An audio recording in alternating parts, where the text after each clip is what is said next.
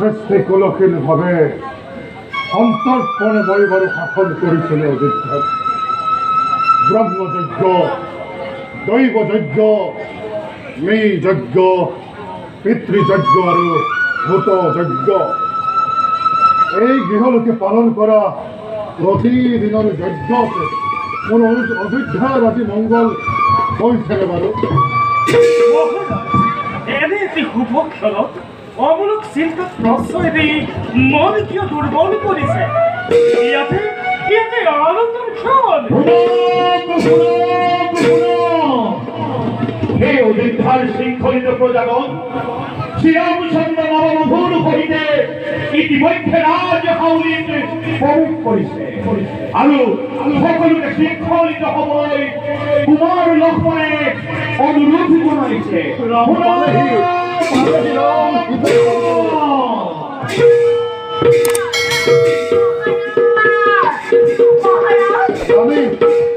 মহারাজ হঠাৎ রাম সাউদিনী এই ঠাই বিচরণের কারণ কি? প্রখ্যাত রামচন্দ্র হয়েছে উপস্থিত। বলো মহারাজ, মঙ্গলাচরণে আদরবার ব্যবস্থা করুন। পলম নকরিব মহারাজ, উপলব্ধ পার্বণে কার্য ব্যাঘাত জন্মিব।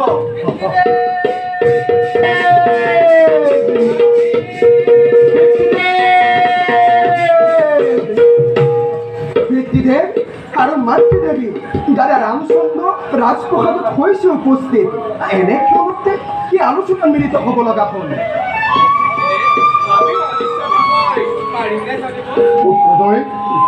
নাই কোনো আলস্য প্ৰধান। অযোধ্যাবাসীৰ ওচৰত চিৰঋণী মই এই কথাহে ব্যক্ত কৰিছো সমন্ত। আমি তো পর্বতী কাটরে চিন্তা করব লাগে। কুলগুরু দেবী মাঙ্গলিক সম্পন্ন অর্থে হাজির করছে ইতিমধ্যে। মন্থরাও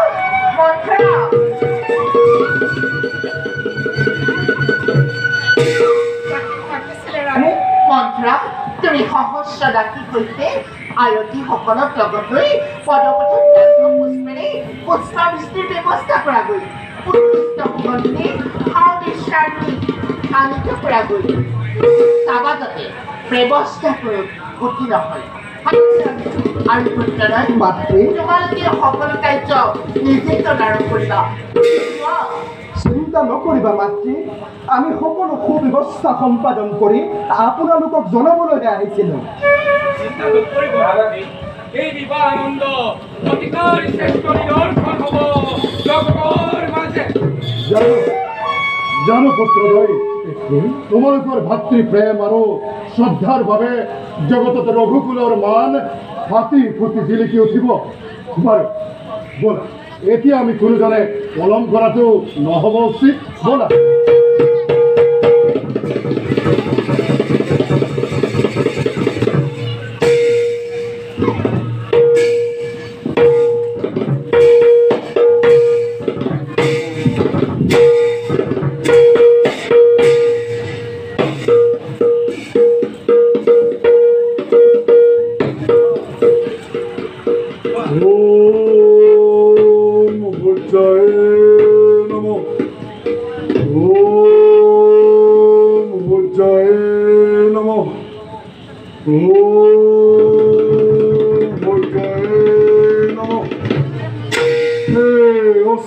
মতন্দ এই মহাবলী কিষ্কিন্দাৰ জনেৰ ভক্তিমন্ত সেৱা কৰ গ্ৰহণ। মতন্দ দেবী জন্মিল যদিও মই ইন্দৰৰ কয় জাম্বমণি গৰ্ভতে, তথাপি অলৌকিক মোৰ জন্ম পিতান্ত। সেইবাবে কেতিয়াবা মই অস্থিৰ হৈ পৰোঁ। এই অস্থিৰতাকে কিদৰে ৰাজকাৰ্য পৰিচালনা কৰিম? ব্ৰহ্মদেৱৰ কৃপাতে লাভ কৰি ঐশ্বৰিক বল প্ৰতিক্ষণ সাৱধিছোঁ। অযুত ভগতি ক্ৰোধত কোপনিষ্ঠি পৰিলে শত্ৰুৰ ওপৰত নিমিষতে আত্মশক্তি লাভ কৰোঁ সতৰুণ।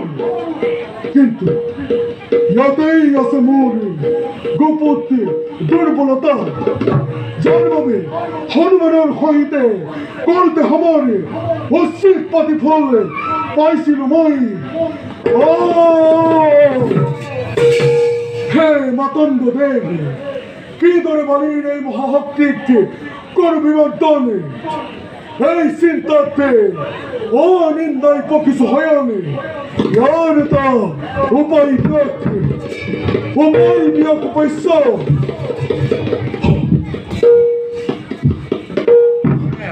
দুর্বল ভারতে মনে করো নকল দুর্বল যাও রানী তারার হবে আলোচনা করবই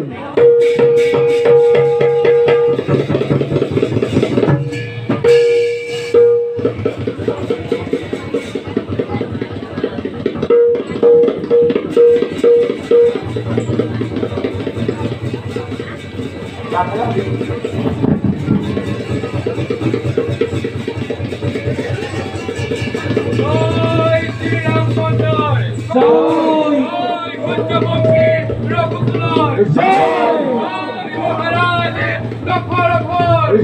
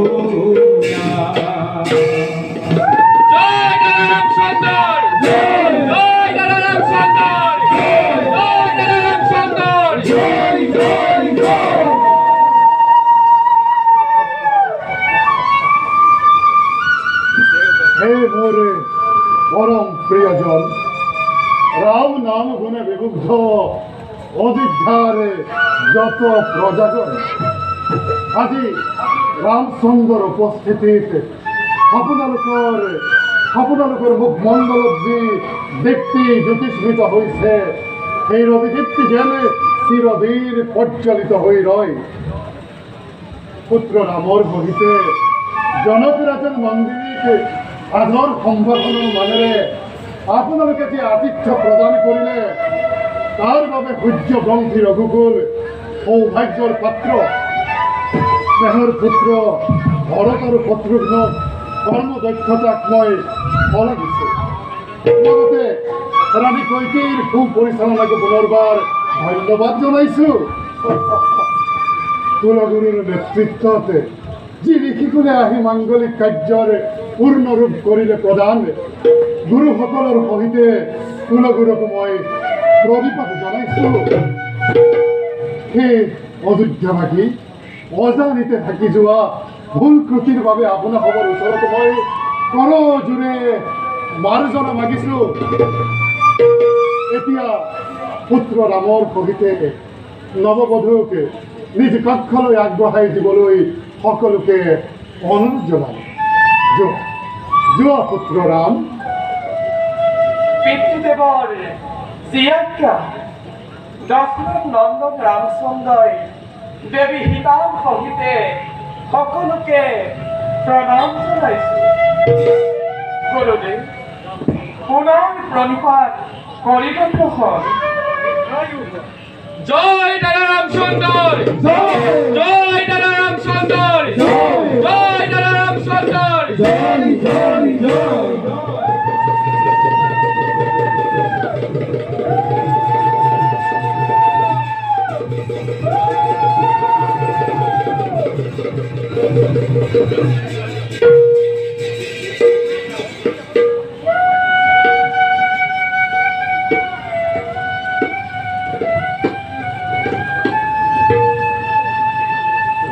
রানী, তুমি রোনা কিয়?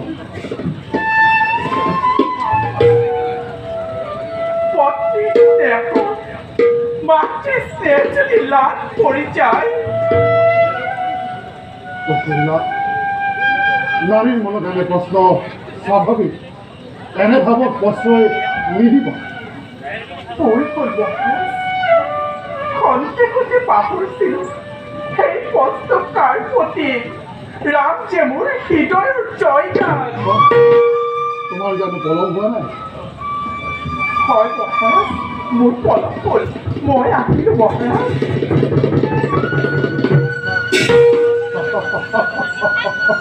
সঁচাকৈয়ে বিচিত্ৰ মন নাৰীৰ। যোৱা রানী, নহলে আবেগে বেরিব তোমাক।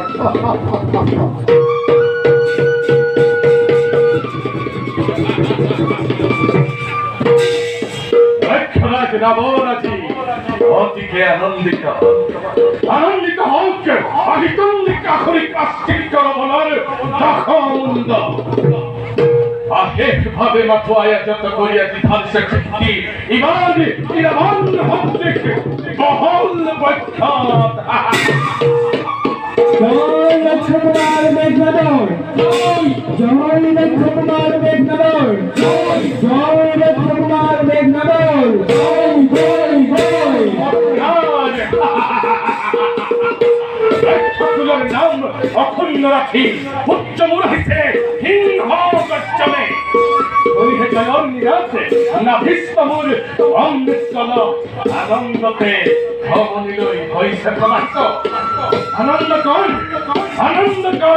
সর্বলঙ্কার লক্ষ্য প্রজায়।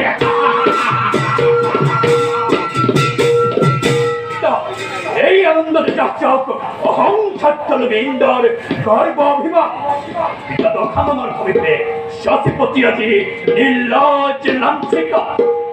ইন্দ্র শশীপতি ইন্দ্র অমরাবতীর অধীশ্বর ইন্দ্র ঐরাবতর অধিকারী ইন্দ্র।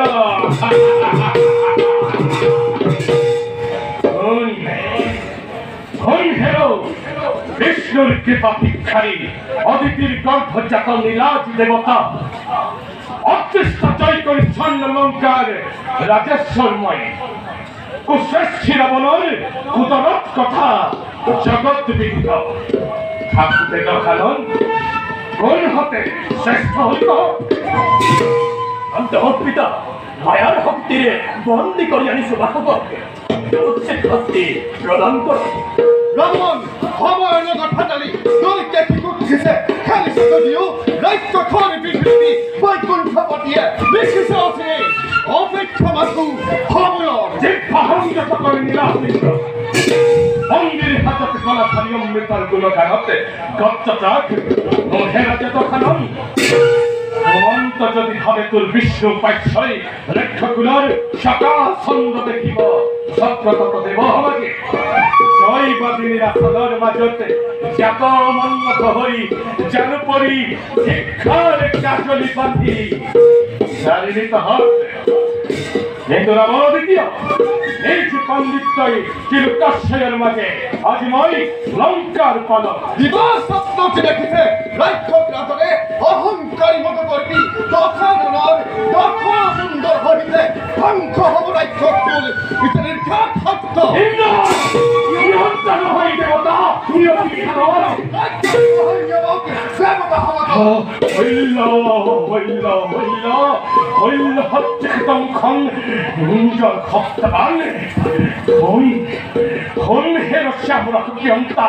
খান্দা ধরি সেতন করিব পারদক এক নিমিষতে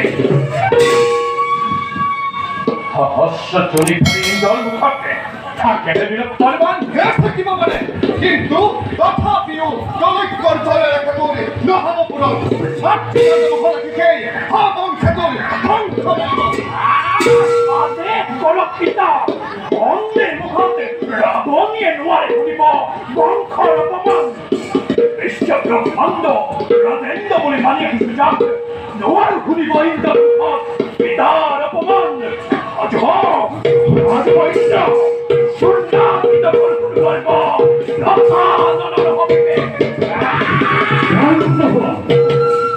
শান্ত হওয়া ইন্দ্র বিজয়ী নাগিরাজ মই প্রজাপতি ব্রহ্মা দেবতাকে তুমি মুক্ত করে দাও ইন্দ্রলোক অধিকার করে জগতের খাত হও তুমি ইন্দ্র জিত নামে ইন্দ্রলোক অধিকার করি জগতের খাত হও তুমি ইন্দ্র জিত নামে জয় ইন্দ্র বিজয়ী ইন্দ্র জয় ইন্দ্র বিজয়ী ইন্দ্র জয় ইন্দ্র বিজয়ী ইন্দ্র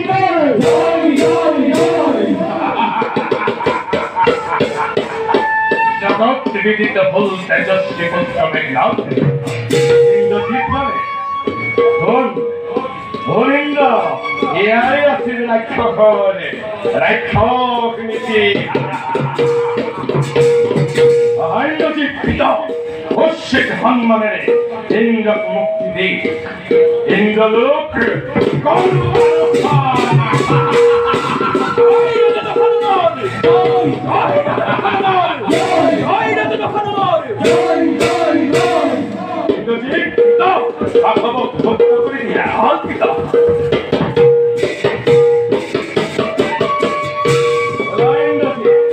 মদুন্দরী মন পুলকিত করব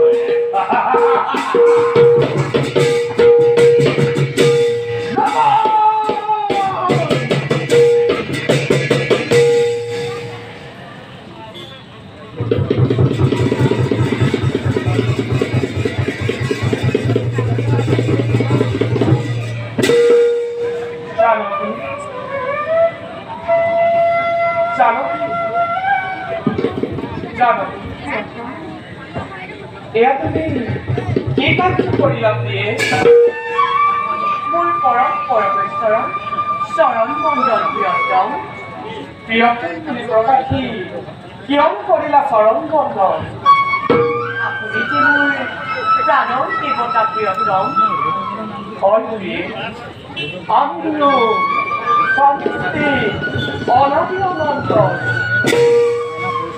প্ৰিয়তম এই মধুৰ ক্ষণত এটি কথা বাৰু সুধিব পাৰিলে কোথাও জানকী জ্ঞাত হলে নিশ্চয় কৰিম প্ৰকাশ। প্ৰিয়তম, কেৱল কন্যাই কিয় সকলো ত্যাগ কৰিব লাগে? বুজি পাইছোঁ জানকী, তোমাৰ এই প্ৰশ্নৰ অৰ্থ এয়া যে মহান দৰ্শ এটি জন্মগত বংশৰ মান লৈ আন এটি বংশত নিজকে লীন কৰিব পৰা এটি মহান আদৰ্শ য'ত আৰম্ভ কৰে নতুন অধ্যায়। প্ৰিয়তম, অন্য এটি কথাকে কিয় জানো মোৰ অনুলাই মন? প্ৰকাশ কৰা জানকী, এয়া কেৱল তোমাৰ নহয় সমস্ত নাৰীৰ মনত ক্ৰিয়া কৰা ভাৱনাৰ বাস্তৱভাৱে প্ৰকাশ কৰা প্ৰিয়ে। প্ৰিয়তম, স্বামীৰ দৃষ্টি স্ত্ৰীৰ কেনেকৈ স্ত্ৰী? জানকী, প্ৰিয়তম, স্ত্ৰী সদায় স্বামীৰ পূৰ্ণতাৰ চিত্ৰ। অৰ্থ অংগ জীৱনত পোৱাৰ বাবে কোৱা হয় অৰ্থাংগিনী। পুৰুষ তেতিয়ালৈকে সেই সংযোজনৰ অংশ নহয়, পুৰুষ তেতিয়ালৈকে আত্মমুখা লয়। প্ৰিয়তম, সঁচাকৈ ইমান সৰল, ইমান গভীৰ চিন্তাৰ গৰাকী আপুনি। মধুজামী জানকী, প্ৰিয়তম, আজি চন্দ্ৰমণি গীতাৰে অটল প্ৰেম সঞ্চিত মনৰে হৃদয়ৰে মৌন ভাষণ সূৰ্য জানকী, প্ৰিয়তম, মই দশৰথ আৰু কৌশল্য নন্দন ৰামে তোমাকে মন কায় আৰু বাক্যৰে অৰ্থাংগিনী কৰিব খোজো।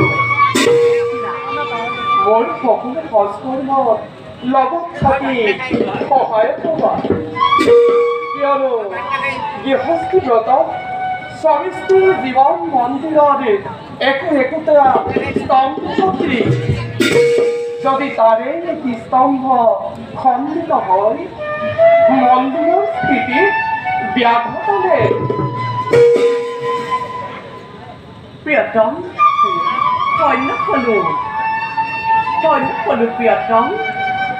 আপোনাৰ দৰে কুলশ্ৰেষ্ঠ জামাতাপাই মিথিব আজি ধৈৰ্য। প্ৰিয়ে জানকী, প্ৰিয়তম, জানিব পাৰিম নে প্ৰিয়ে পুনৰ চঞ্চলতাৰ বাবে?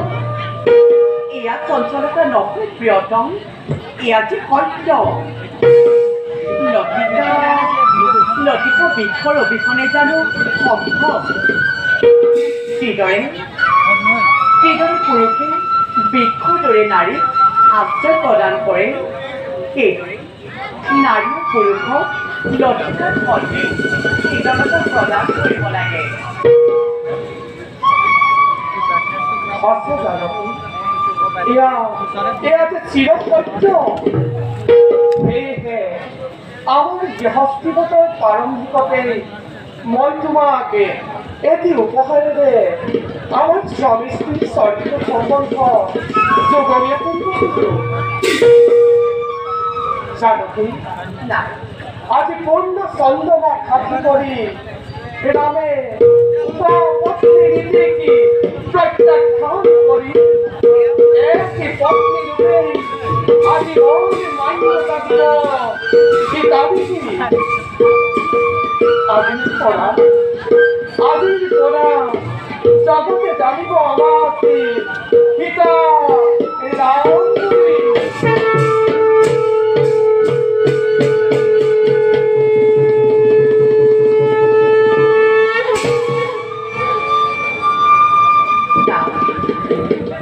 প্রিয়তম এই রঘুনন্দন ধৈর্যী জানকী নারী শ্রেষ্ঠ উপহার পায় ধৈর্য শ্রীরাম ধৈর্য আপনি প্রেম যেদিন আমি দেখেছিলাম তোমাকে পুষ্প বাটিকা সেদিন ৰাম কৈছিল তোমাক আৰু তুমি স্থান লৈছিলা মোৰ মন মন্দিৰত।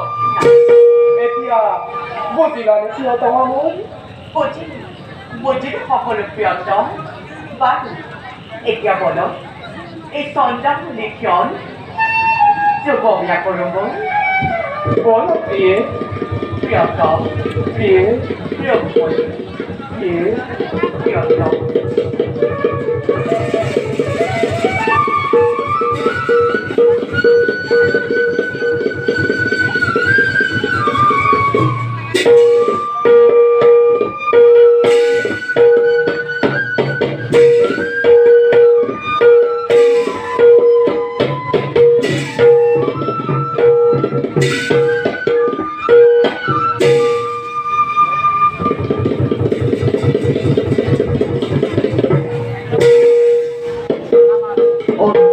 দাদা মন কৰিলানে বাৰু দাদা ৰামচন্দ্ৰৰ আগমনতে কিদৰে উল্লাসিত হল উদ্ধাৰ? সঁচা দাদা, দাদা ৰামচন্দ্ৰৰ প্ৰেম সম্ভাষণত সকলো আনন্দিত।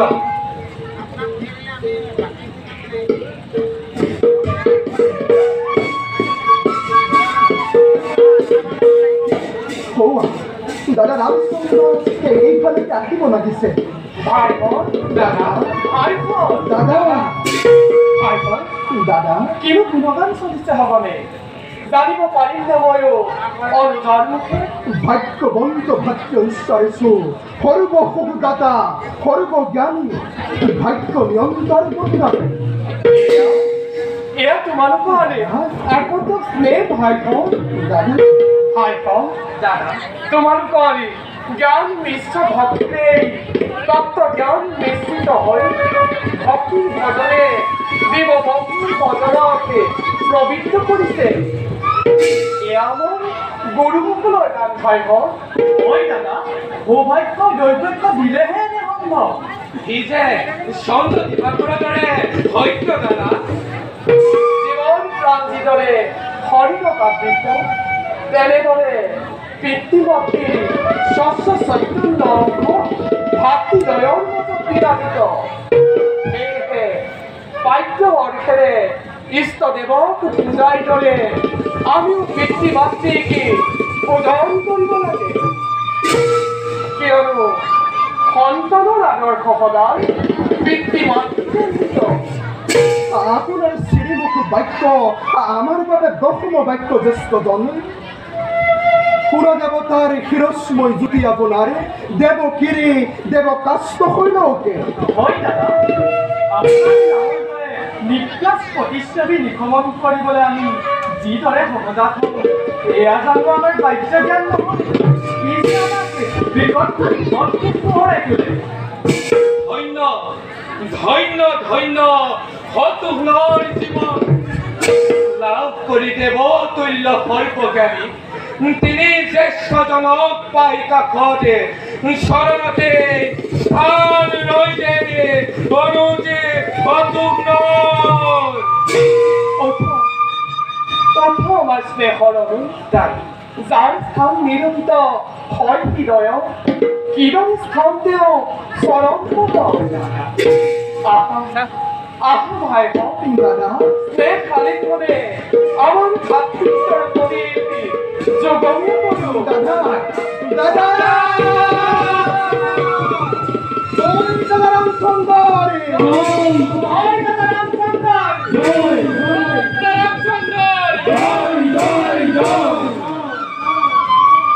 দাদা মাতুল যোধাজিতে আমাকে মাতি পঠাইছে কেকৈ নগৰে কালিলৈ প্ৰত্যক্ষতে যাত্ৰা আয়োজন কৰিছে। সেই বিষয়ে অনুজ শতঘ্নৰ সহিতে আলোচনা মিলিত হওঁতে আপুনি অতি যোগক কথা এয়া দাদা একো বাতিক আমাৰ শ্ৰদ্ধাজনক। নিশ্চয় কাৰণ এতিয়া সকলোকে যাওঁ বলা, নহ'লে মাতৃসকল চিন্তিত হ'ব। বলক দাদা।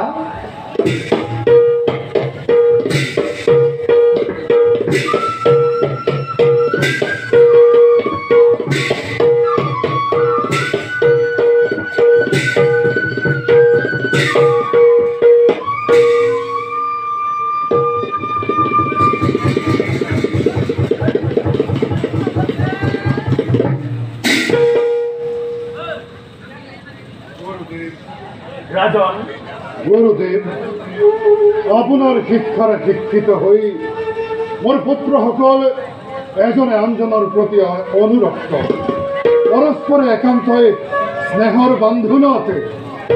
কিন্তু গুৰুদেৱ, এক চিন্তাৰে চিন্তিত মই। হয় ৰাজন, এনে ভাতৃষ্ণে জগতত অধিক দিন, তথাপি কি চিন্তাত চিন্তিত আপোনাৰ মন? গুৰুদেৱ, মনলৈ অহা চিন্তাবোৰৰ বাৰ্ধক্যই হয়তো কাৰণ। প্ৰতিনিতে দেখা দুঃস্বপ্নবোৰে কীৰ্তন্ত সদৃশ মায়াজাল বান্ধে মোৰ কীৰ্ত দৰ্শনতে। ইয়াৰ এটা ব্যৱস্থা নিশ্চয় কৰিব লাগিব ৰাজন। নহয় গুৰুদেৱ, নহয়। বৃদ্ধ ৰজাই প্ৰজাৰ মংগল আঁচনি উপযুক্ত জনকে অধিষ্ঠিত কৰিব লাগিব অযোধ্যাৰ স্বৰ্ণ সিংহাসনতে, আৰু সেয়ে ইয়াৰ প্ৰতিকাৰ হ'ব। এই বিষয়ত মই এটা সিদ্ধান্ত গ্ৰহণ কৰিছোঁ গুৰুদেৱ।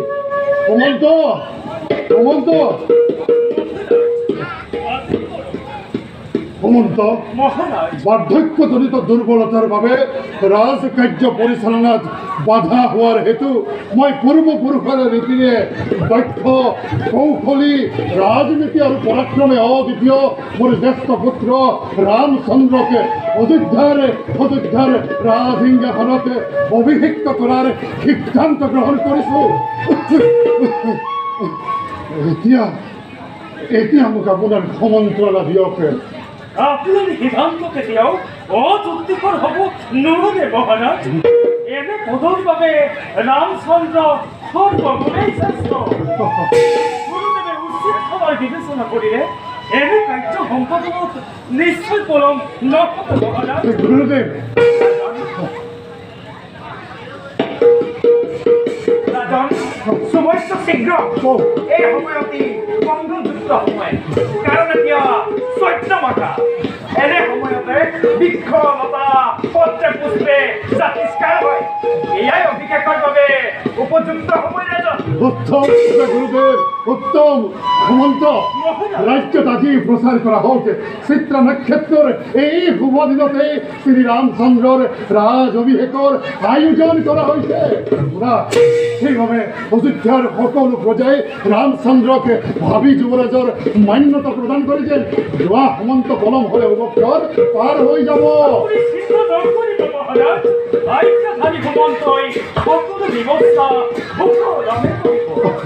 গুৰুদেৱ, বৰ আনন্দিত আজি মই, বৰ আনন্দিত।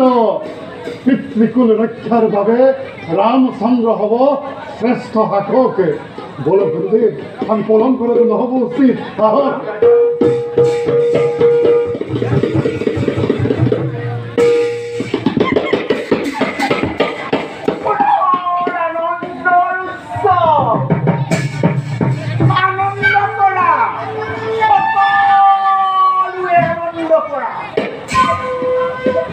চতুৰ ৰজা আৰু চতুৰ পুত্ৰৰ শীতল ষড়যন্ত্ৰ হ'ব আজি। তিনিও কুমাৰৰ লগতে মোৰ স্নেহৰ কৈকেয়ী নন্দিনী। মই কিদৰে বুজাম এতিয়া? নালাগে বুজিব ৰাণী কৈকেয়ী। দাপোনৰ আঁৰত যিদৰে থাকিলো অতদিনে সহস্ৰাণী হৈ, দাপোনৰ আঁৰতে থাকক সদা উপেক্ষিত মন্থৰাৰ জগত ব্যাপী মন্ত্ৰণা।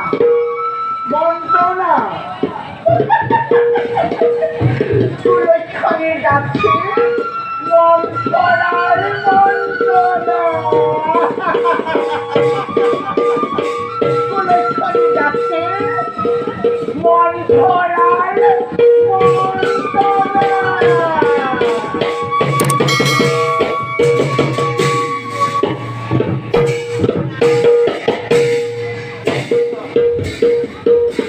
আজি গভীর চিন্তাত চিন্তিত